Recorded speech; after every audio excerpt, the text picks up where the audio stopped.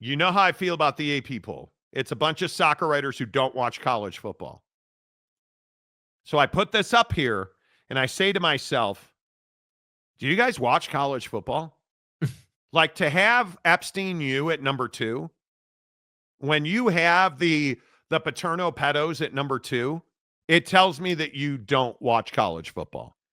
When you have Notre Dame without a quarterback at number 6, I'm a little surprised by that. When you have Illinois at 12, and I understand that Illinois is going to be better. Somebody explain to me how they're at 12. And when you do not have representation for Utah in the top 25. Now, I understand Utah had a bad year last year.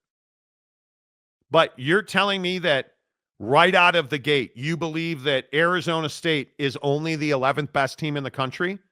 They went to the college football playoff last year. How do you have them outside the top 10? How do you have, in my opinion, how do you have LSU at 9 in this poll? 9. How do you rank LSU behind Bama, Oregon, Notre Dame, Georgia, or Clemson? Yeah, I mean, Clemson is the one that just smacks. Like, I don't know. I don't know how they're there. I think it's quarterback rankings. I think that's all this is. I truly think that these voters look at who the starting quarterback is and they make a decision.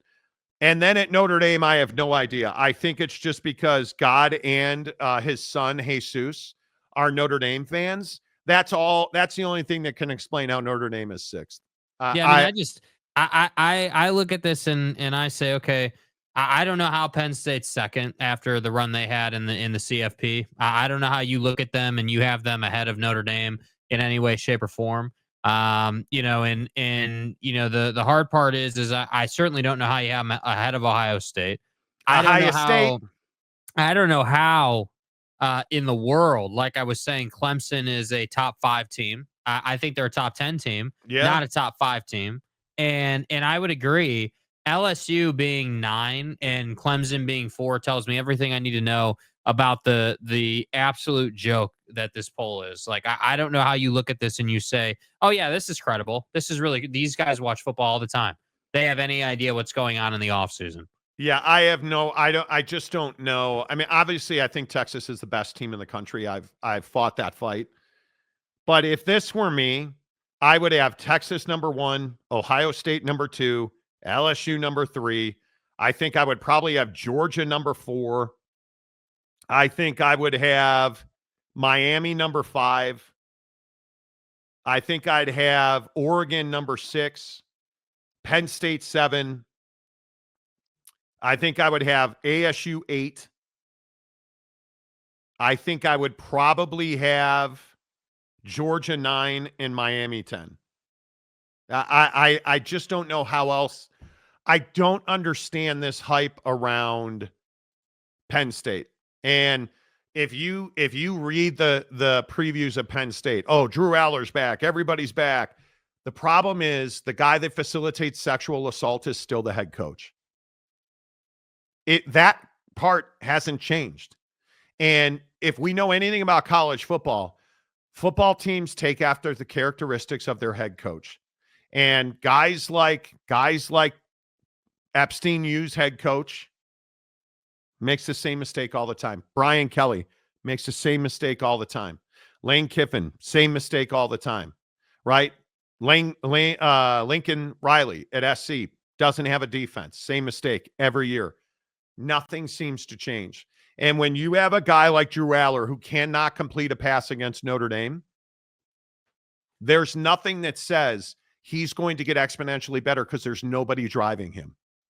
And I think you look at Penn State and you look at what those pedos do, and I think you look at how disgusting they are as human beings. My belief is that this is a vote because the facilitator of sexual assault and Epstein U beat 2 FCS teams last year in SMU and Boise State, and then rolled into the playoffs against Notre Dame and absolutely got thumped because they're classless. They're not talented. They're experienced. And hey, maybe I'll be completely wrong, But what you're going to see is quarterbacks in college don't generally change their stripes. When they are significantly better, it's because the system and their internal drive makes them better. Drew Aller has been the same quarterback since day one that he is today. And they're not better. And I think when you look at how disgusting the history of Penn State football is, I just don't think they belong at number 2 in this poll.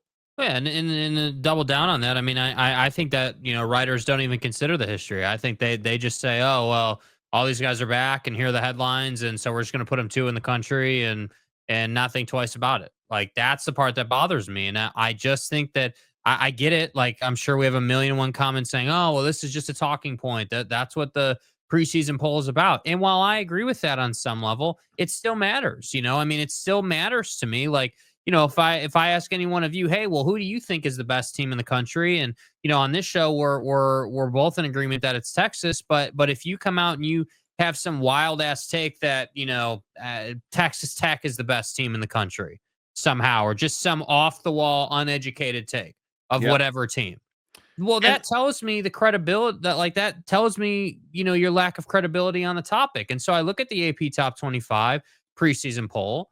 And I sit here and yeah, I think you're right. I mean, I think that the teams that are not making massive splash headlines, the ones that aren't obvious, are the ones that took a beating in the poll. Arizona State is the poster child for that. I think Utah is the second poster child of that, which is why I sit here and the title of the show today is Big 12 Football is Invisible, because quite frankly, it is invisible in the offseason. Like, what is the narrative coming out of the Big 12? Oh, well, Texas Tech is spending all this money. Man, really did wonders for him in the preseason poll, didn't it? I don't Not know. really. I look at Epstein U, where they facilitate child sexual assault for decades. And I look at their schedule last year, and what those disgusting people did is they lost to every good team they faced. And you look at the fact they lost to Ohio State. They lost to Oregon. They lost to Notre Dame. I mean, what else is there to talk about? Oh, well, I love how the pedo media says, oh, well, we demolished SMU and Boise State. Is that really an accomplishment? That team is built on defense, and they're very good defensively. They don't have an elite quarterback. They don't have a guy that you can say, go ahead, kid, make me this throw to get us a first down so we can kick a field goal. How'd that work out in a close game where Notre Dame couldn't move the football because your defense is actually legitimately good at Epstein U? Explain to me how your quarterback could not convert a first down. Explain to me how you got schemed by a basic Notre Dame defensive set. They were not in disguise. That was not exotics. They were in there. We were in our base defense. And you threw the ball right to a defender. Yeah, well, I mean, what is it? Well, I believe I remember talking about this while we were watching the game, and we were sitting there saying, yeah, man, they're just playing 4-3, 4-3 base defense, little cover 4 action, 2 safeties, no big deal. We were watching the game at CES at Nora's Italian in Las Vegas. Yeah, like, this isn't rocket science, dude. And we couldn't throw the ball because we didn't have a quarterback. Our running back was on one leg. We still scored 27 points, and you couldn't score 24, more than 24. Like, it's amazing to me that you have a situation, and this is again what I say about the Big Ten, and I continue to say this. How many elite teams from the Big Ten do you see on this graphic? I see one, and it's Ohio State. And I think Ohio State has a lot of proving to do. Now, Ryan Day's great with quarterbacks, and Julian Sain, I think, is going to be just fine. And especially when you have the weaponry they have in Columbus. And that defense is really good. I think they're going to be fine.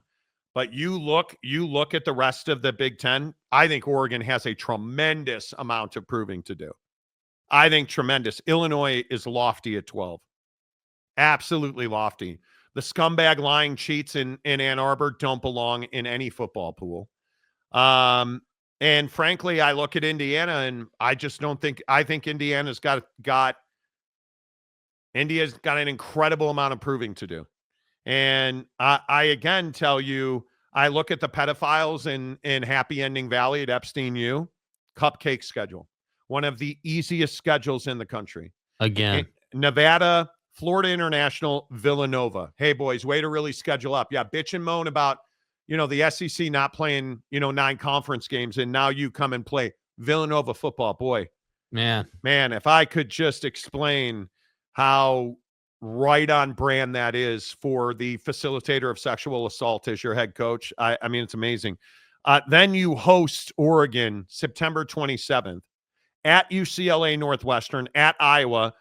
You get your ass kicked by Ohio State. Then you are going to probably lose to Indiana because that's who your facilitator of sexual assault as a head coach is.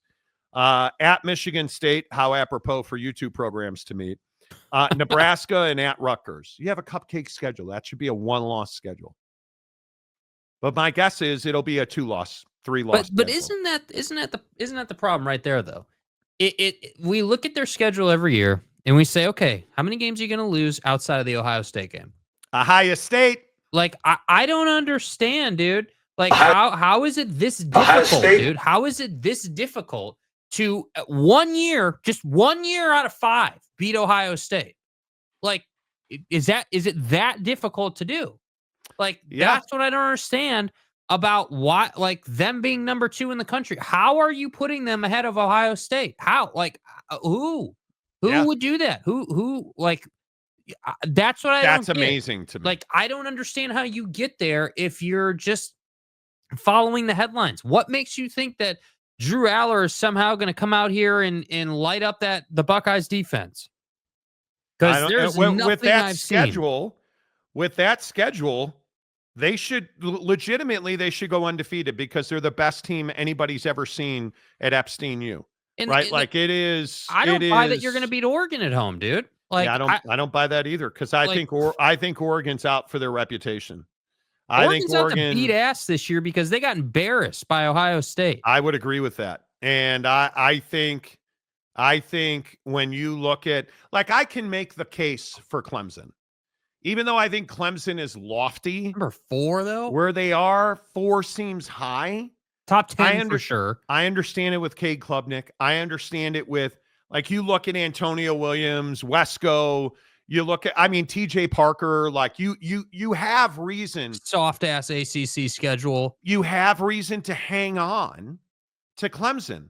Dabo's a guy who's been there. He's experienced it. I think he led a vastly undermanned team last year to heights that I don't think anybody thought they could get to. And I think we found out who they were when they got there. But I think you look at the rest of the ACC, I don't think there's any doubt that Clemson belongs in a group with Miami. I'll be interested to see what is SMU again. Where is Florida State again? This is my point. Again, Miami might be the best example of this. Mm-hmm. Why do we have faith that Miami is going to be the same team they were last year?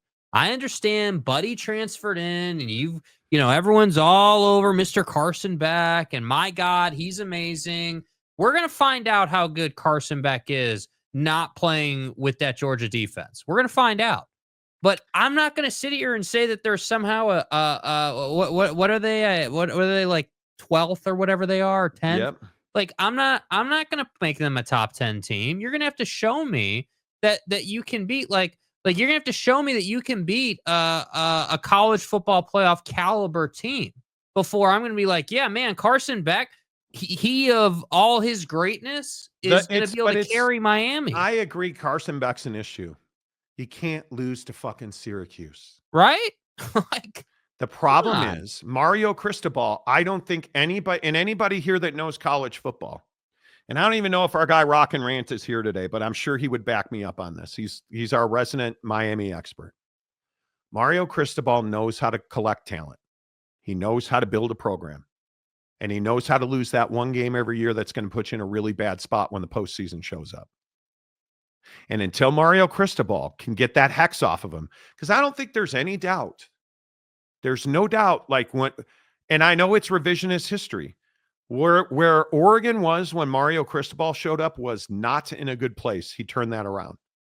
And now the prodigal son returns, and he puts Cam Ward at the top of the NFL draft. It's exciting football, but they lacked real talent across the board last year. Yeah. That's not the case anymore. And I think Carson Beck's a great bounce back. We'll see if he can stay healthy and be better than he was at Georgia. Okay, great.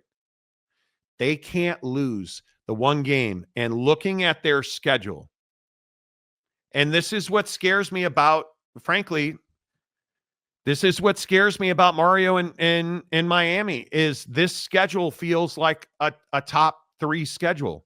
Notre Dame, August 30th, Notre Dame. You look at Clemson and LSU, Miami and Notre Dame on back-to-back days. Mario Cristobal has to beat Notre Dame. Has got to beat Notre Dame. There's no conversation. There is no excuse. But if he does that, then we can feel better about it. It's in Miami. It's at Hard Rock. But then it's Bethune. And it's games like South Florida on the C-Dub on September 13th. It's Florida. The Miami Hurricanes should go to the Swamp and end Billy Napier. That's in Miami as well. At Florida State. So we're going to know who you are. The problem is he'll beat Florida. He'll beat Florida State because Cristobal wins those games. But he'll lose to Stanford, or he'll lose to like SMU. He'll lose the letdown game. Syracuse, North Carolina. Like, he'll lose one of these games. And you'll just be like, dude, my balls ache from watching him lose those games.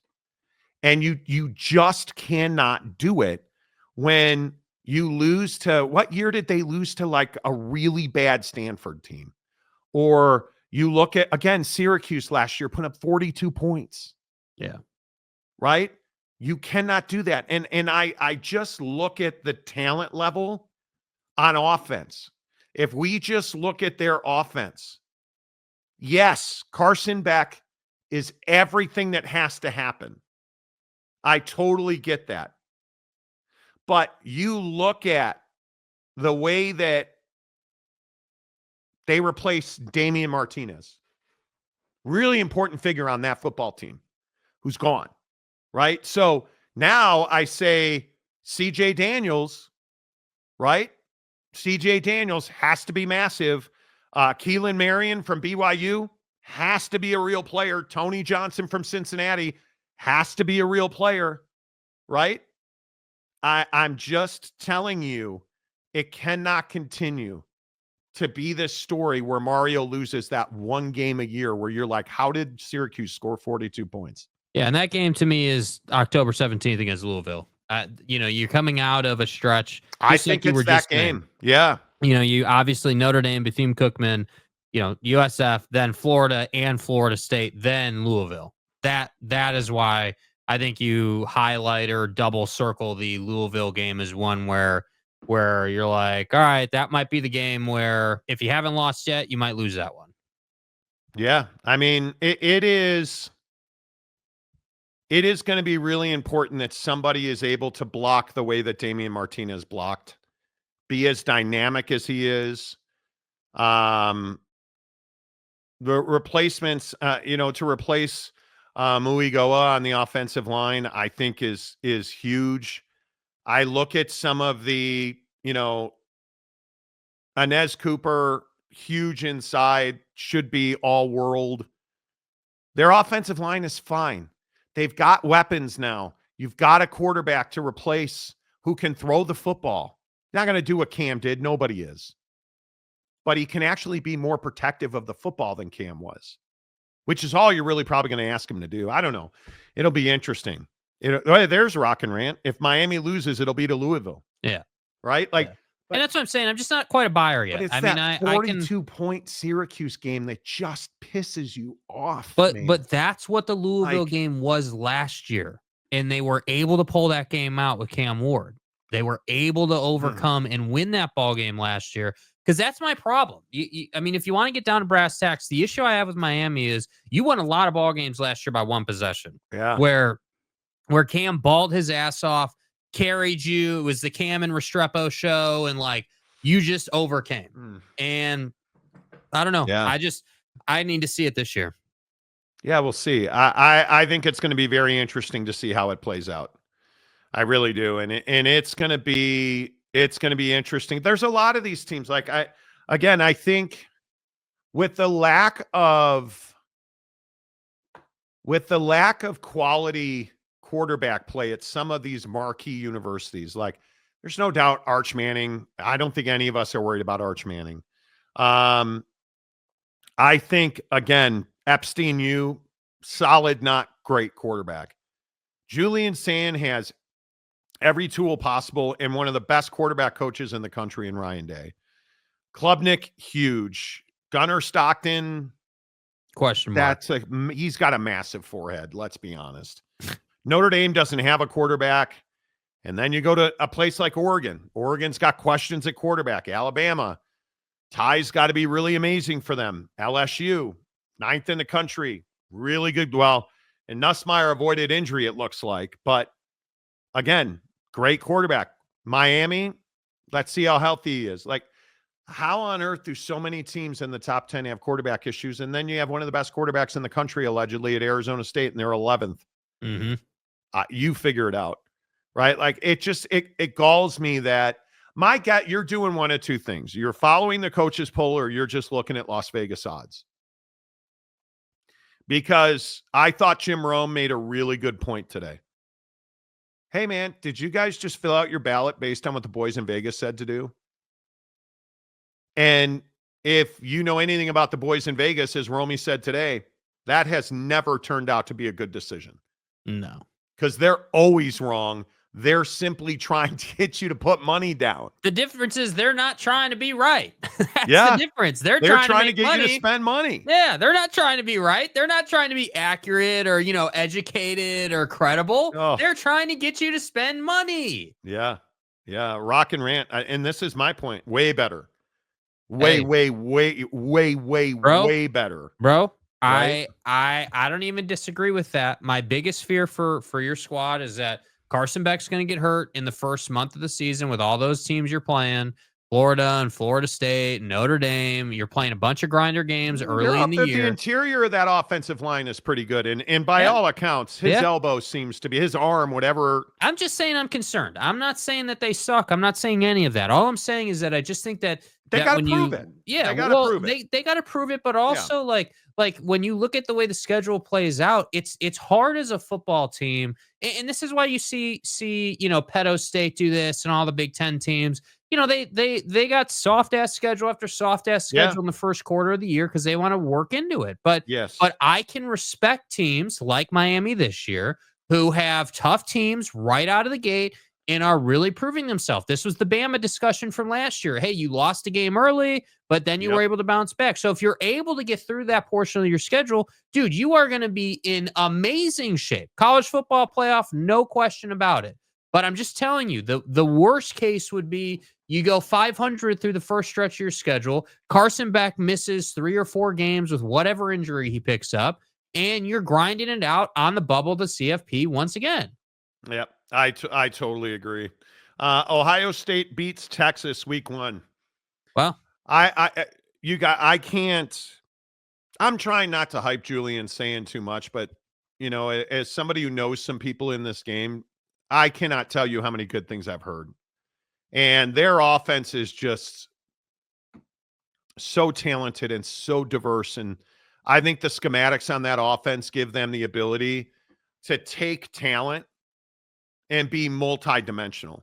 And I think that's what really very few teams have the ability to do that. And when you can take a scheme, recruit to that scheme, and then have multi-layers at every position benefiting your desires offensively, dude, it is so hard to overlook the fact that you just feel like everything is in place You just feel like Brian Hartline's the right guy, right? Like Brian Hartline's the right guy. Ryan Day's the right guy.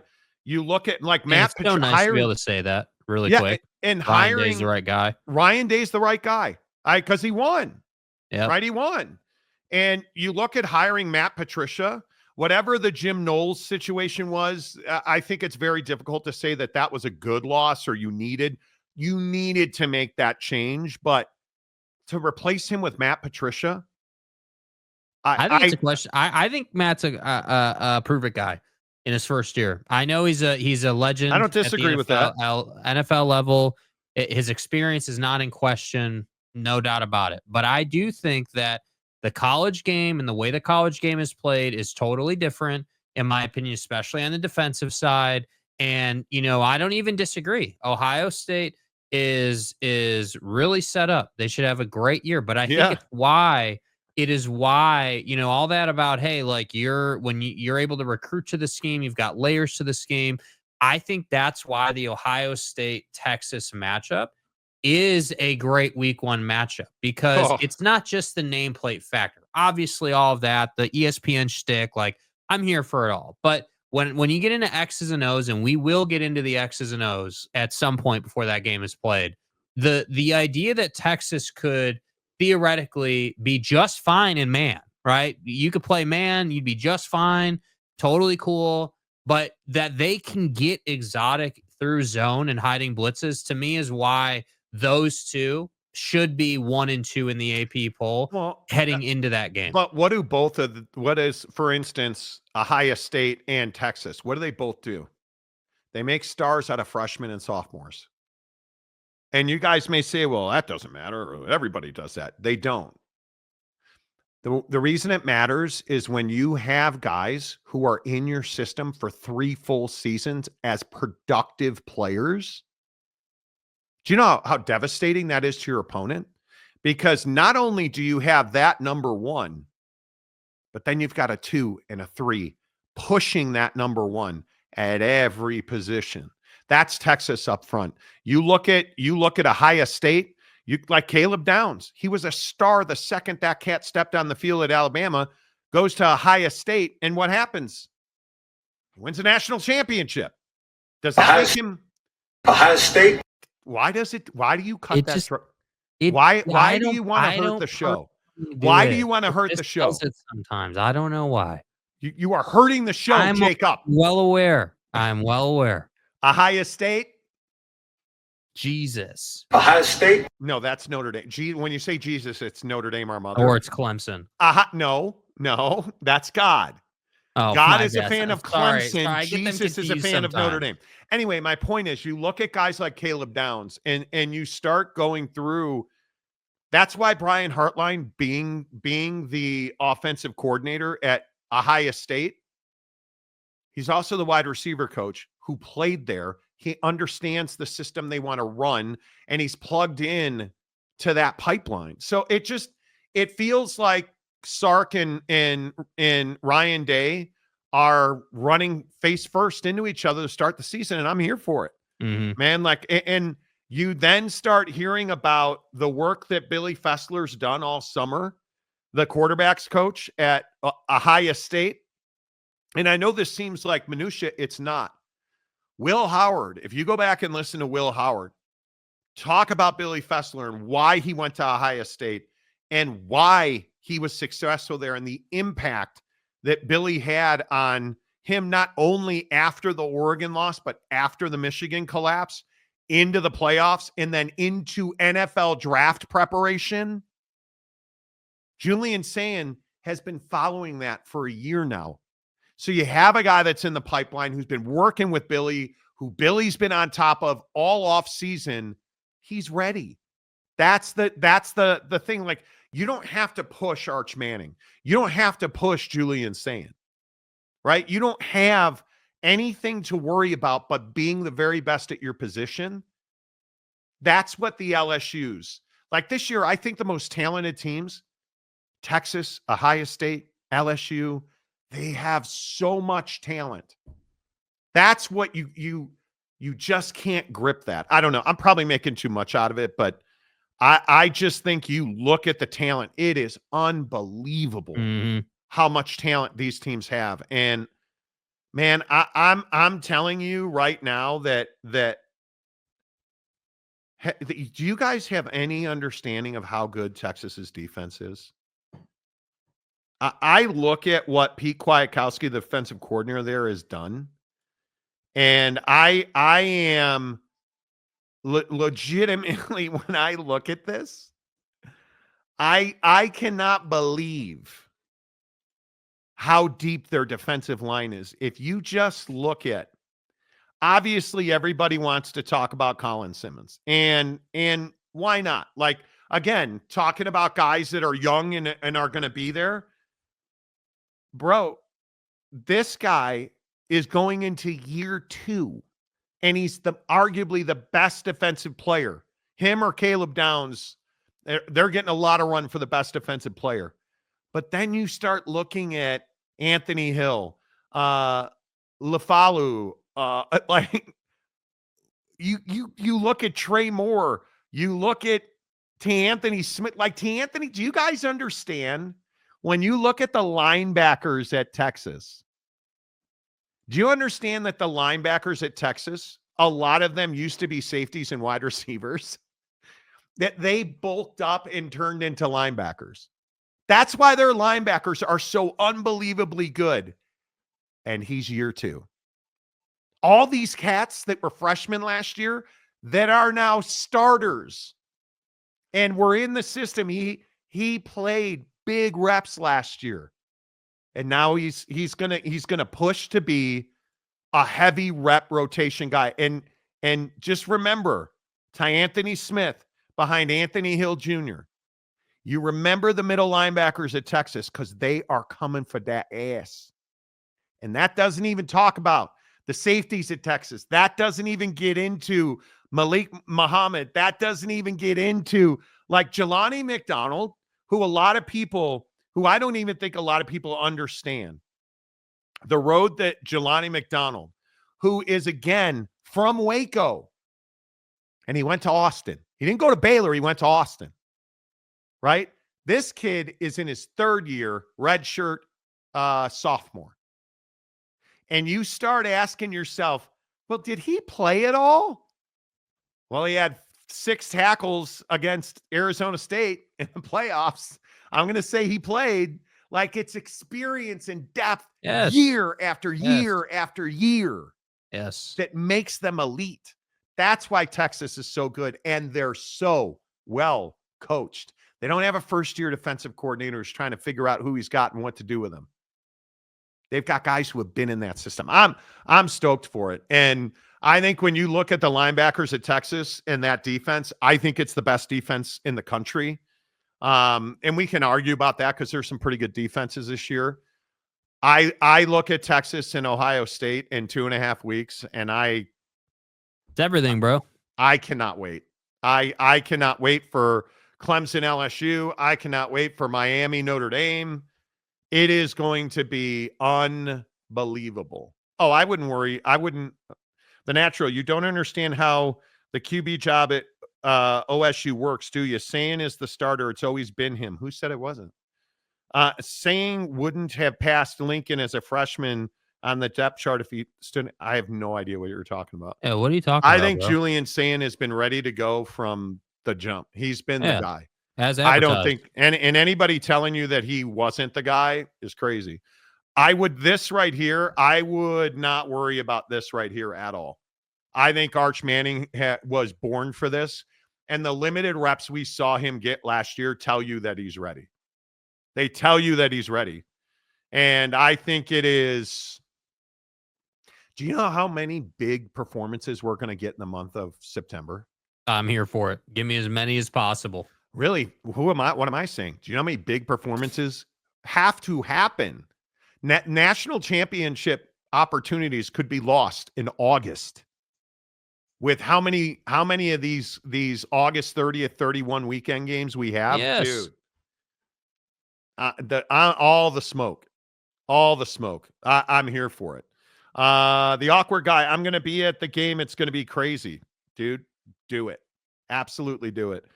There was a shooting at Target in Austin. Prayers for the people involved. Okay, well, thanks for that. The Natural. I'm talking to Poncho. Read his. Oh, Why would you? why feed the hamster, dude? Natural. Why would you? It's pretty remarkable that he hasn't been filtered yet. That's unusual. Chad Perlingman, Pac-12 insider. Is he a sideline reporter? Told me that Boise State, Colorado State, Utah State have an agreement that the first one to lose to a Mountain West team will sue to change the outcome. I've heard that. Wow. Do we want to get into that? I mean, it's embarrassing. Like it is. And when you say, do we want to get into it? I mean, we can talk about it again. I mean, it's the same as it ever was, in my opinion.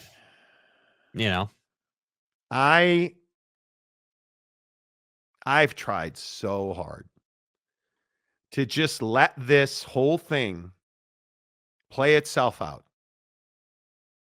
And I want it to. I desperately want it to.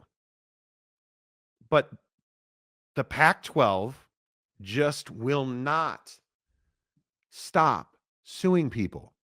And listen, they're suing the Pac-12 exiting members are suing because they're saying that adding GCU to the conference is somehow it hurts them, and it's everything that you just say to yourself, man, how much bullshit can one conference shovel at the same time? And everybody's saying, well, Monty, they're not in the conference. They're the Mountain West. Boise State, that's the Pac-12. That's the heart and soul. Because remember, without Boise State, what are they, right? Like, I look at the GCU lawsuit. They're essentially saying that the addition of GCU significantly and negatively impacts the schedules, opportunities, and budgets of the 5 departing institutions. Okay, schedules for all member institutions are equally distributed in the Mountain West. So how is it unfair or not balanced? Like, you start looking at opportunities. They're saying, well, you're restricting opportunities. What opportunities are you talking about specifically? And what it is, you don't want to have to play their teams. You don't want to have to compete at a higher level to beat teams at GCU, including basketball. And you're saying that they committed fraud because they did it without your consent. Well, here's the problem. They added GCU weeks after you withdrew from the conference. You sent a letter, and before I make that statement, remember what I've always said about this lawsuit. The exiting members suing the Mountain West. You don't want the rules that you made to be enforced against you. The rules you made for the conference in the bylaws, you don't want them enforced against you. So the rules that you have to be following and that are being enforced against you are the ones that you're claiming are fraudulent. Where you sent your notice in writing to the league saying that you were withdrawing, to the conference that you were withdrawing, and you paid a deposit on your exit fees. What happens? By the bylaws that you wrote, immediately you are removed from the board of directors. You have no say in the future direction of the conference. You wrote the bylaws. So weeks later, when GCU was added to the conference without your consent, there's nothing fraudulent about it. That's what the bylaws say. Oh, well, they're withholding money. Okay. Is the Mountain West withholding money from the exiting members going to the Pac-12? Yes. Why are they withholding that money? Well, because it is payment of your exit fee, which they're allowed to do based on conference bylaws that, say it with me, you wrote. So you can keep suing and asking judges and mediators to side with you when there's no premise and no grounds. And I will just say precedent is a massively important part of lawsuits. So you're saying that fraud was committed. Well, why didn't Texas and Oklahoma sue the Big 12 when they left for fraud, when other members were added to the conference a year before they withdrew? When BYU and Cincinnati and UCF and Houston were added to the Big 12, did Texas and Oklahoma sue? No, they did not. What did they do? They actually played the games. And then they left, and they paid more to leave. And they left, and they went on to bigger and better things. See, that's where the rubber meets the road. You're not moving on to bigger and better things. It's a lateral move. And you're trying to save any and all monies you can. And you're making a fool of yourself doing it. And that's what I don't understand. You have not a leg to stand on in this lawsuit and your amended complaint. Not a leg to stand on. And my guess is there's only one of two feasible answers here. And maybe they're both correct. You don't want to compete against GCU, and or you don't have the money to pay your exit fees. Maybe if you weren't suing people, the Mountain West wouldn't have to worry about your financial stability and withhold distribution to pay for your exit fees. I don't know. You tell me. Because it doesn't math. It's not logical. The math doesn't work. This nonsense about fraud. There's no evidence of fraud anywhere. There's no evidence of withholding opportunities anywhere. Yeah, and I think this notion, like I saw a bunch of people commenting on shorts we had put on the channel and some of our uploads, like basically coming onto the channel and commenting that, we have no idea what we're talking about because this isn't the Pac-12 suing the Mountain West. And that's one of the most naive things I think I've ever heard a Pac-12 fan say, that this somehow is not the Pac-12 suing the Mountain West. In official capacity, is it the three departing schools? Sure.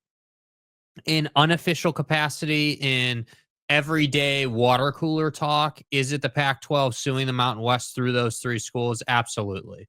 And I don't know. And this, again, this has been my question from day one, man.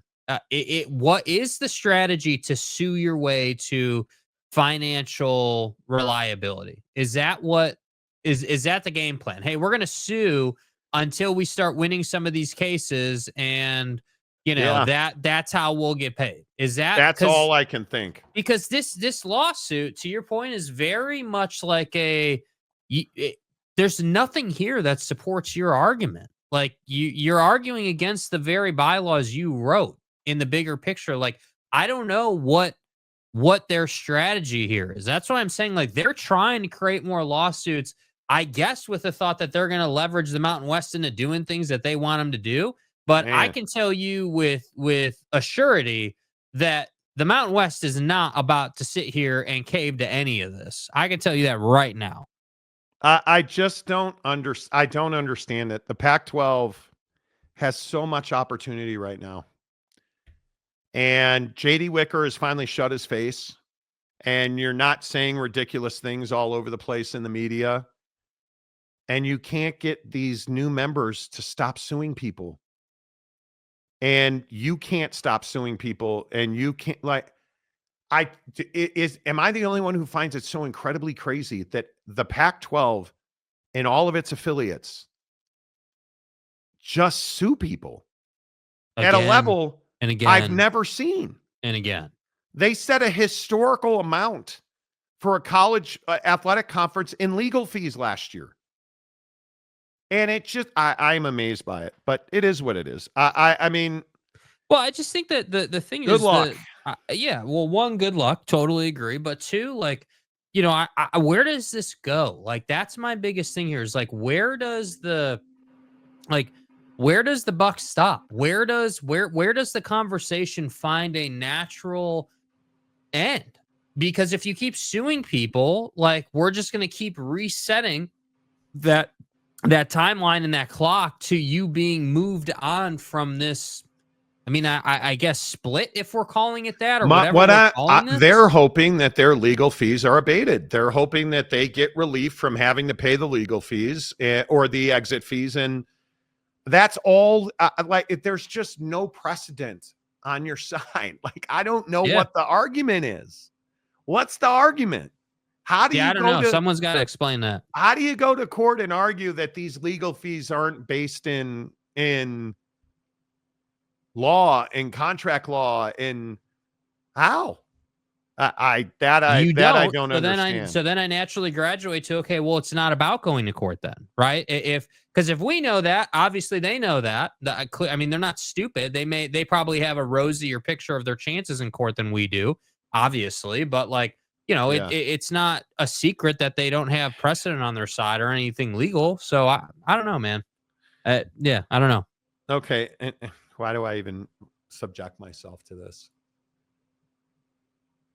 Sergeant Slaughter, who does not know who Victor Wembanyama is and never commented on it. I love you, dude. But why, Sergeant? You sent me a picture of it. Why Victor? I don't get it. Monty is tired like Madeline Kahn in Blazing Saddles. Let's face it, he's pooped, right? Where are the white women at? Joseph Harper, if champions were won in the courtroom, the Pac-12 would win every year, hands down. Goated. Undefeated. Don't worry about it, man. I have thick skin. They're just having fun. Oh, God. What are we having fun What about are now? you upset with now, bro? What are you upset with? I don't know. There's nobody that's got better standing on the show than Oak State James. So, you know, it's fine. Fraud is a heavy accusation. It certainly is. And it's very difficult to prove when you have no evidence. So I think I'm going to take a billable hours flag to the game. Got to let people know who I'm rooting for. Right. Yeah. I mean, you should. Okay. That's funny. You really should. That's funny. That is funny. Are you talking about the shooting thing, bro? I don't want to talk about mass shootings and praying for people. Prayers don't work. I can't. I'm tired of talking about thoughts and prayers. Take action. You want to save lives and you want people to do well? Stop praying and stop thinking and start doing. It's as simple as that. Like, why bring up a mass shooting on the show? Like it. And then, so you're going to do that, and then you're going to say that you have thick skin and we're just having fun? Like, I don't know. Like, what do you mean? Charlie Casoto. Good to see you, Charlie. Watch the U.S. gymnastics tourney this weekend. Dude, it was so close. I almost got stuck watching that. I turned it off right before my wife came out of the kitchen. She had made us some lunch. Dude, it was really close. If she'd have seen that on the TV, bro, I was in for it was going to be a long afternoon, but I was able to turn the channel back button. just in time. The old man reflexes are still sharp enough. You see your wife coming, turn off gymnastics. Your life will get much better.